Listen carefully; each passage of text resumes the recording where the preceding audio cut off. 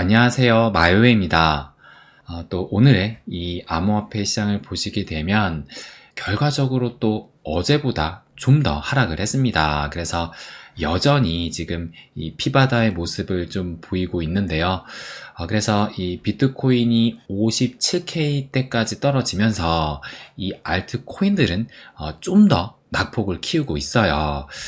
그래서 참 이 부분이 안타까운데, 먼저 이 비트코인 일봉 차트를 보시게 되면 결국에는 이 2차 지지선인 58K마저 지금 하락을 하면서 이 몸통 기준으로는 3월 달부터 시작된 이 조정 장세에서 가장 낮은 가격으로 또 일봉을 마감을 했습니다. 그래서 진짜 현재의 이 비트코인 움직임도 대단하다고 느껴지는 게, 제가 어제 영상에서 요 선물 시장을 체크를 하면서 지금 요거는 3개월이지만 1개월 누적으로 봤을 때 그 롱 물량을 모두 다 청산을 시켰다라고 말씀을 드리면서 요 3개월도 체크를 했어요. 그래서 지금 요게 좀 가려지니까 다시 요걸로 좀 보여드리면, 이 3개월 누적으로 봤을 때도 지금 마지막 구간이 이 56.8K 가격대에 마지막 롱 물량이 남아있다라고 말씀을 드렸는데, 그래서 여기까지도 청산을 시키는지 지켜보자라고 말씀을 드렸습니다. 그런데 결국에는 56.8K의 이 롱베팅 물량까지 말끔히 청산을 시켰습니다. 그래서 진짜 이번 무빙이 대단하다라고 느껴진 것이 1개월, 3개월 누적 모든 롱베팅 물량까지 완전히 청산을 시켰습니다. 그래서 지금 이렇게 비트코인이 좀 비교적 큰 폭의 하락을 하다 보니까 이 비트코인 도미넌스를 보시게 되면 지금 비트코인이 하락을 하니까 이 비트도미는 이렇게 상승을 하고 있어요. 그러니까 이 얘기는 상대적으로 알트들은 더 많이 하락을 하고 있다는 겁니다. 그래서 제가 요 아더스 시총, 비메이저 알트 시총을 말씀을 드리면서 요 300일선 지지 여부를 좀 지켜보자, 이것을 말씀을 드렸어요. 그래서 이 300일선이 아주 강한, 그러니까 상승장 속에서는 여태까지 웬만해서 깨지 않았던 고 지지선이었기 때문에 요곳을 좀 지켜보자 라고 말씀을 드렸었는데, 근데 결국에는 지금 어제 하락을 했고 또 말아올리는 움직임이 나오지 않으면서 결국에는 이 300일선이 깨진 채로 마감을 했습니다. 그러면서 오늘까지도 하락이 나오고 있어요. 그래서 어떻게 보면 상승장 때 단 한 번도 깨지 않았던 이 지지선을 지금 깨고 내려왔기 때문에 어쩌면 어제 오늘의 이 무빙을 통해서 새로운 역사를 또 쓰지 않았나 생각이 듭니다. 그러면 이 아더스 시총이 아니라 다른 알트코인들의 시총은 어떠하냐? 요 토털2 이더를 포함한 이 알트 시총을 보여드리면, 마찬가지로 이 토털2 알트 시총도 이 300일선은 상승장 안에서는 한 번도 깨지 않았습니다. 그래서 2017년도 요때 상승장도 그렇고, 그리고 2020년, 21년 이때 상승장도 마찬가지로 단 한 번도 깨지를 않았었는데, 그러면 현 시점은 어떠하냐, 한번 좀 체크를 해보면, 그래서 보시는 것처럼 아직은 이 300일선이 깨지진 않았습니다. 그런데 이제 점점 가까워지고 있는 상황이고, 그래서 그 간격이 지금 대략적으로 한 6.5, 한 7% 정도 추가적인 하락이 나온다라면 이 토털2 마저 이 300일선을 깨게 되는 흐름이 나온다라고 볼 수 있을 것 같고요.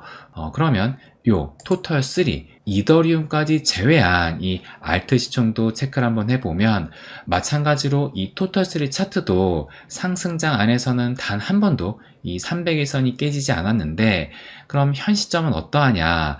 어제 오늘 지금 좀 큰 폭의 하락을 하면서 아직까지 이 300일선을 터치하지는 못했지만 상당히 근접하긴 했습니다. 그래서 지금 뭐 대략적으로 본다면 한 1.9%니까 2% 정도 추가적인 하락이 나온다라면 이 토털 3마저 이 300일선이 좀 무너질 수 있다, 이렇게 또 봐야 될 것 같아요. 그래서 종합적으로 봤을 땐 이 비메이저 알트 시총, 이것이 가장 먼저 이 300일선이 깨졌고, 그 다음에 이 토털3가 대략적으로 한 2% 정도 간격이 남아있고, 또 토털2가 대략적으로 한 6.5, 한 7% 정도 간격이 남아있으니까, 그나마 이 알트코인들의 안정성 순서대로 지금 이렇게 그 흐름을 보이고 있지 않나 생각이 듭니다.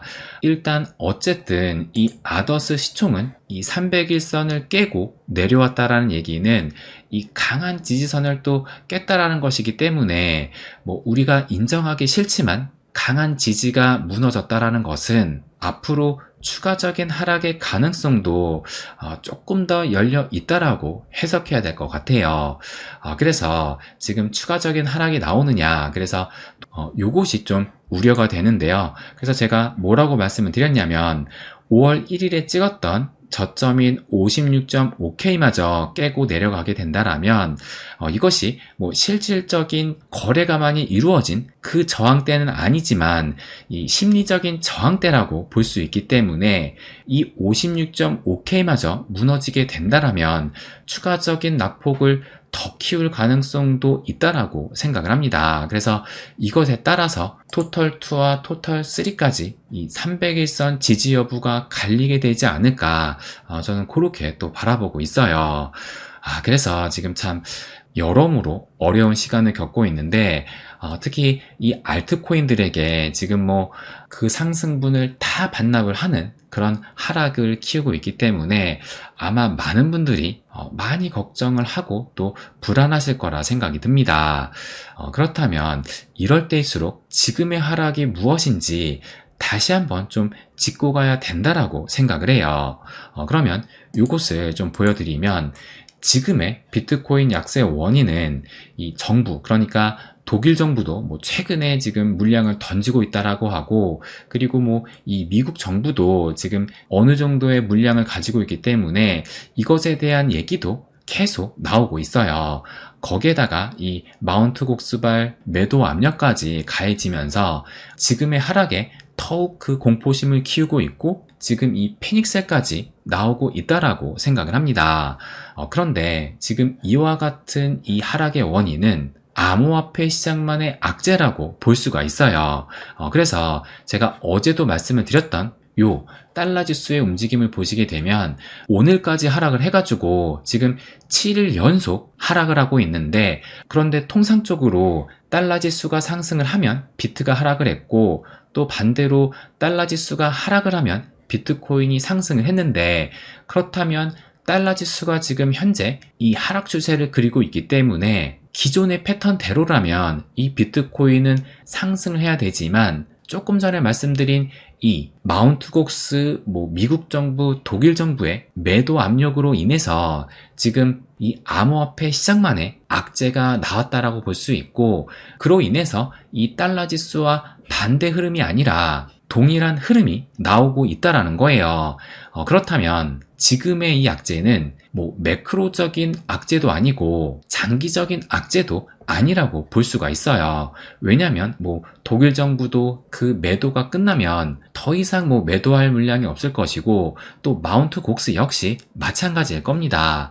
그렇다면 이 매도 압력에 의한 악재가 해소가 된다라면 이것은 호재로 돌변을 해서 급반등이 나오는 그런 흐름이 충분히 나올 수 있다라고 생각을 합니다. 그리고 또 무엇보다 저는 여전히 이 암호화폐 시장 같은 경우는 지금까지 성장을 한 것보다 앞으로 훨씬 더 그 성장이 기대되는 시장이기 때문에, 이 시장의 성장을 믿는다면 지금의 이런 하락도 내가 진짜 당장 이 시장을 떠나서 도망갈 것이 아니라면 너무 두려운 마음을 가질 필요는 없다라고 생각을 해요. 그래서 지금 비록 계속 이 하락세가 이어지고 있는데, 그런데 이럴 때일수록 또 내 마음을 잘 추스리고 잘 버티는 것 또한 지금 시점에서는 매우 중요하다고 생각을 합니다. 그래서 계속적인 공포가 찾아오고 있는데, 또 이 공포가 찾아온 만큼 우리 인간이 이 암호화폐 시장을 거래를 하는 한 다시 탐욕이 넘치는 그 상승장은 반드시 찾아온다라고 생각을 합니다. 그래서 지금은 비록 좀 그 두려움을 느낄 수 있어도 그럼에도 좀 마음을 잘 추스리고 이 순간을 잘 버티는 것 또한 필요하다는 것을 마지막으로 말씀드리고 싶습니다. 네, 그럼 오늘은 여기까지 하겠습니다. 항상 제 이야기 끝까지 들어주셔서 감사드립니다. 부자가 되는 길, My Way.